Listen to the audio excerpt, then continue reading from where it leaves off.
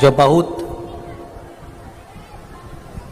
भजन में, पूजन में, अर्चना में, आराधना में थोड़ा भी एक रत्ती मात्र भी अगर हमारे भीतर कहीं अहंकार आ गया, अगर रत्ती मात्र भी हमारे भीतर कहीं अहमता आ गई, अभिमत्ता आ गई, किसी को नीचे दिखाने का भाव आ गया, तो भगवान फिर उस पूजन को स्वीकार नहीं करता।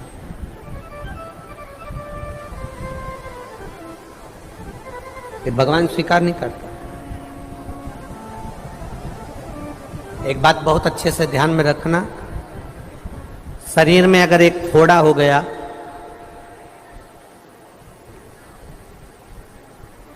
डॉक्टर उसको सूखने की दवा देता है।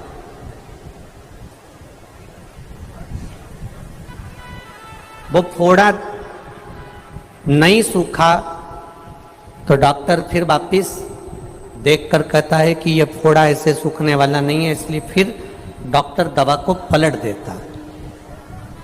अब डॉक्टर सूखने की दवा नहीं देता, अब डॉक्टर दवा देता है उस फोड़े को पकने की। बोलो सही है कि गलत है? अभी सूखने की दवा दे रहा था, और अगर मान लो वो फोड़ा नहीं सूखा तो डॉक्टर ने उसको दवा को पलट दिया और अब उसे पकने की दवा दे दी।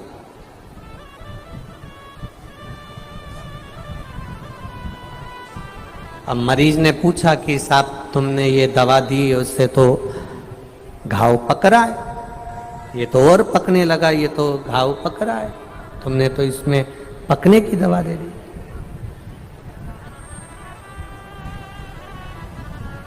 इसको तो सूखना था, पर डॉक्टर को मालूम है कि घाव अगर पकेगा, पकेगा तो फूटेगा, फूटेगा तो उसमें से पस बाहर निकल जाएगा, और पस अगर बाहर निकल गया तो फिर जो दवा दी जाएगी उससे घाव सूख जाएगा। ढीले कम करो, घाव उससे सूख जाएगा।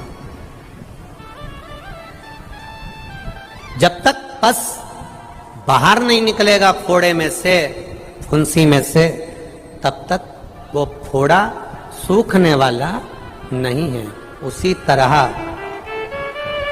घाव को पकने के लिए डॉक्टर दवा देता है, तो कभी कभी ऐसा होता है कि हमारे भीतर जो अहंकार आ जाता है, हमारे भीतर जो अहम आ जाता है, हमारे भीतर जो अहंकार आ जाता है, मेरा भोलेनाथ उसको भी थोड़ा सा पका देता है, और पकाता है तो वो फूटता है, और फूटता है फिर घाव को सुखा देता है। वही की वही यहां हुआ,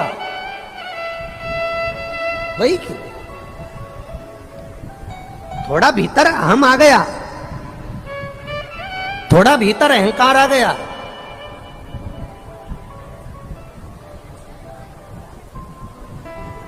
और थोड़ा सा अहंकार जब भीतर आया, थोड़ा सा अभिमान जब भीतर आया, तो उस अहंकार के आने पर ब्रह्मा जी थोड़ा सा जन कल्याण के लिए जब यज्ञ करने के लिए बैठे, और इतनी देर में माता सरस्वती का आगमन नहीं हुआ, सरस्वती माता श्रृंगार में लगी रहीं, ब्राह्मण कहते रहे यज्ञ का मुहूर्त निकल रहा है, यज्ञ का समय निकल रहा है, सरस्वती जी नहीं आई, तो गाय को खड़ा कर कर ब्राह्मणों ने वेद की ध्वनि करना प्रारंभ करी, और वेद की ध्वनि कर कर वेद माता गायत्री को गाय के मुख से ब्राह्मणों ने प्रकट कर लिया। जब गायत्री प्रकट हो गई, ब्रह्मा जी के पास में बैठ गई, यज्ञ प्रारंभ होने लगा, माता सरस्वती आई, क्रोध में लाल हो गई, और क्रोध आने पर उन्होंने श्राप दे दिया, ब्रह्मदेव कहीं पर तुम्हारे मंदिर नहीं होंगे,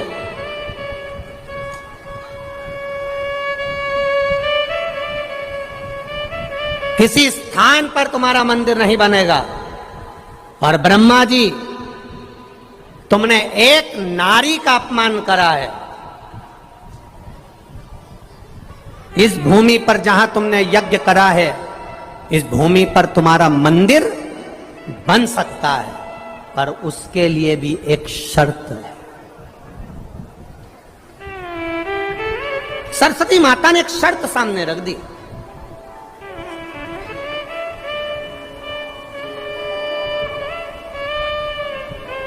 एक ब्रह्मा जी जो विचार कर रहे थे कि मैं सर्वस्व कर सकता हूं बिना नारी के, बिना सरस्वती के भी यज्ञ करने बैठ गए। तुमने मेरा अपमान करा है ब्रह्मदेव। कहीं तुम्हारे मंदिर नहीं होंगे, पुष्कर राज की भूमि पर अगर तुम्हारे को तुम्हारी पूजन कराना है, तुम्हारा मंदिर इस पुष्कर राज की भूमि पर बनेगा, तो उसकी भी एक शर्त है, तुमने नारी का अपमान करा है, इसलिए जब तक तुम एक कन्या का कन्यादान नहीं कर देते तब तक इस भूमि पर भी तुम्हारे मंदिर का निर्माण करना कठिन है। एक कन्या का कन्यादान तुम्हें करना पड़ेगा। शिव महापुराण की कथा कहती है, बहुत बहुत ध्यान लगाकर सुनना महाराज। पुष्कर राज की धरा एक ऐसी धरा है, पुष्कर राज की भूमि एक ऐसी भूमि है जहां पर पुष्कर के सरोवर का जल लेकर ब्रह्मा जी का नाम लेकर कपालेश्वर महादेव पर समर्पित किया जाता है।